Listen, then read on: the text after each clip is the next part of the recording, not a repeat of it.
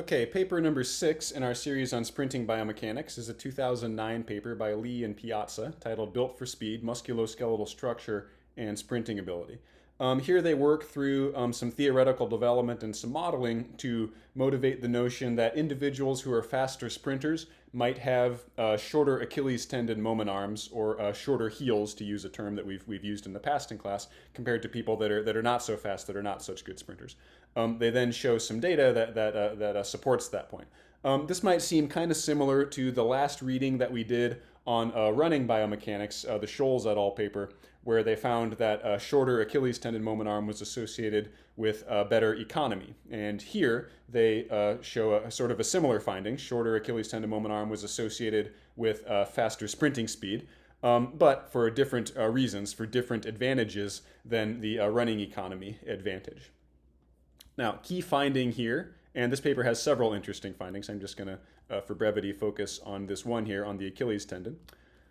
Whereas down here in table 2, they had a group of sprinters. These were U.S. college sprinters, so pretty fast folks, compared to non-sprinters, healthy but largely sedentary individuals who were not playing sports and were not trained, talented sprinters.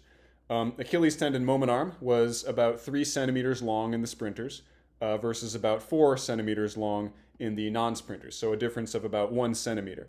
Is that meaningful? Yes, that's a large difference in moment arms. That makes a big difference in human performance. It's roughly a third of the sprinter's moment arm length and about a quarter of the non-sprinter's moment arm length. So this is a big difference, a meaningful difference in moment arm length.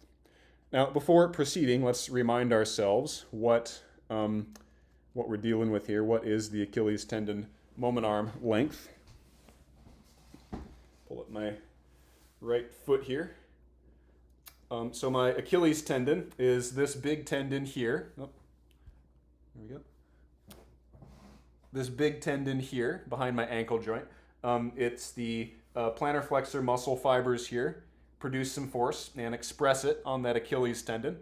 And that force times this little distance here produces this plantar flexion moment at the ankle, which presses my foot and my toes into the ground and produces ground reaction forces. And so this is a very important action for sprinting and for human movement in general.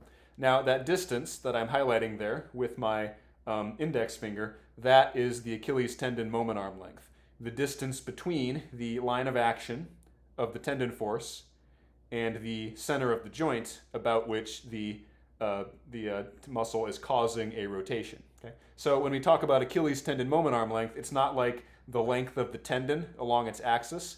It's the distance from that tendon to the center of the joint that the tendon force is causing rotation about. Okay?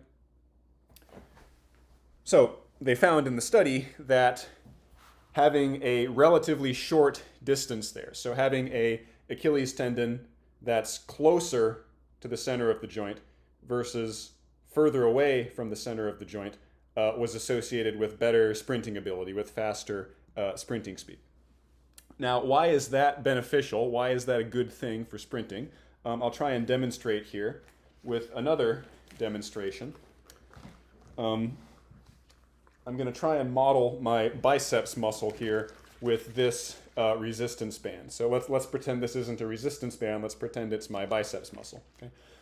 Most of our muscles in our body are fairly close to the center of the joint, meaning we don't have these muscles that have really big, long moment arms because they're a long ways from the center of the joint.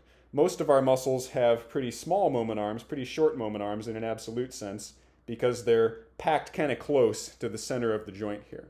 Okay? This is one of the key things that leads to differences in strength by certain definitions of strength. Between humans and between our closest animal kingdom relatives, the other great apes, chimpanzees and gorillas and orangutans. They're generally quite a bit stronger than humans, and not because their muscles are like freaky strong, but because their structure is different. The structure of their musculoskeletal system, including the moment arms of their muscles, are different, among other reasons that we'll get into later on why they're stronger than us. But that's kind of an aside for now. So why is having my muscle fairly close to the center of the joint, or why is having a short moment arm here a good thing? Okay? Observe here, and I'll try and highlight the the length of my muscle here. And so I'm demonstrating this on an elbow and bicep system, but pretend like my bicep is my calf muscles, and this is my Achilles tendon here, and this is my ankle joint here. And this kind of generalizes to all joints and muscles, what I'll demonstrate here. I'm going to try and highlight here the length of my biceps muscle. Okay? So it starts here up around my thumb and ends here down by my pinky. Okay? So now observe that length there. Observe the distance between my thumb and my pinky as I flex the elbow now and shorten that biceps muscle. Okay? So it moved a little bit, right? But not a whole lot. Right? My pinky's moving a little bit closer to my thumb, but maybe by like, I don't know, not a great deal, maybe 2 centimeters, maybe 3. So maybe the muscle is shortening by like an inch or so over this entire range of motion there. Okay. Now, imagine if I did that whole movement, that flexion of the elbow across the whole range of motion.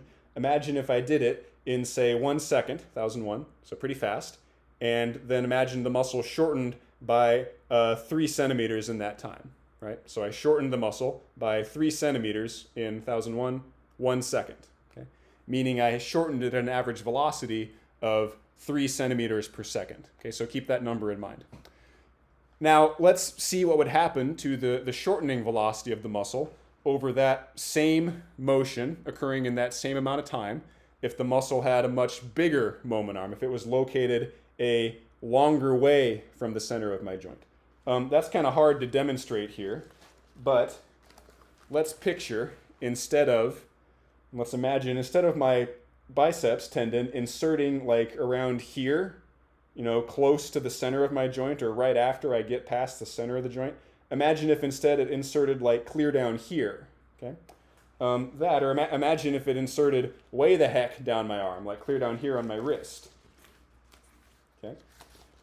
That would give me this big long moment arm here, right? Notice how far the red band is from the center of my elbow joint there. It's much, much further than my actual biceps tendon is from the center of my elbow joint. Okay, so I've got a big long moment arm there. That would be beneficial for what's called static strength. Like if my goal is just to hold the heaviest barbell possible in my hands or to like slowly lift the heaviest barbell possible, then it's good to have big, long moment arms. Okay, then it's good to have a situation like this, where there's let me try and highlight that, a big, long distance here between the muscle, or what I'm calling a muscle, and the joint there, the center of the joint. Okay, really big, long moment arm there versus short, little moment arm there. Okay, so if my goal is I just want to produce the biggest possible torque at the joint in a static situation, like I just want to hold a barbell there, it's really heavy, or I want to just slowly lift that barbell and I'm not super concerned about velocity or time or anything, then you want big, long moment arms. Okay? But observe what's happening to the length of this muscle here, this version of the biceps with this big, long moment arm, when I flex the elbow there. Okay? Look at how much that muscle is changing length. Okay? It's shortening by way more than that 3 centimeters that my actual biceps was shortening. Okay, let's pretend it's shortening by, 10 centimeters. Okay, so if I do that flexion motion, 10 centimeters in 1001, 1 second, then my actual biceps, with its tiny little moment arm, shortened at an average velocity of 3 centimeters per second, and my fake biceps, my resistance band simulated biceps, shortened at 10 centimeters per second. Okay? Now, why is that bad? Why is that fast shortening velocity bad? It is bad for something like sprinting because of something that we've talked about before, which is this force-velocity relationship. Okay? The joke in my graduate class on muscle mechanics, where we talk about like basically a whole semester of this muscle stuff, is if you don't know the answer to something on test, just say force-velocity relationship. You'll probably be right about half the time. That's not a great approach to test taking in that class or in any class really, but it really just highlights how important force-velocity relationship is to human movement. It's not the be-all, end-all of explaining everything, of course, but it has a big effect on performance in a lot of movements, especially explosive, like athletic tasks, like sprinting, jumping, movements like that. So remember here, force-velocity relationship, where here we have the shortening velocity of the muscle on the x-axis, and the amount of force the muscle can produce on the y-axis, says that in this black line here, which is force, as I shorten the muscle faster and faster, I can produce less and less force, and it drops off here pretty precipitously. Okay? So my muscle with the big long moment arm that shortened at 10 centimeters per second to do that motion, it probably was clear out here where my mouse is on force velocity curve and can't produce much force. Whereas my muscle with the shorter moment arm, shortened only at 3 centimeters per second, so a slower shortening velocity, was probably up closer to here on its force velocity relationship, where it can produce a lot more force. Also, this other dashed curve here is the power velocity relationship. That's computed by taking all of these forces on this black line and multiplying it by those velocities on that black line, and you get power out of that. So that's this power velocity curve. And notice that the power the muscle produces, which as we've said is generally more important for performance in stuff like sprinting than sheer force, notice that the power of that the muscle can produce is maximized at a fairly slow shortening velocity. Okay? Whereas if I shorten at faster velocities, I lose a lot of my power ability pretty fast, to the point that if I shorten too fast, I can't hardly produce any power. Okay? So benefit of having a fairly short moment arm for my muscles, or having muscles that are packed fairly close to the joint, or you could also think of this as having skinny joints.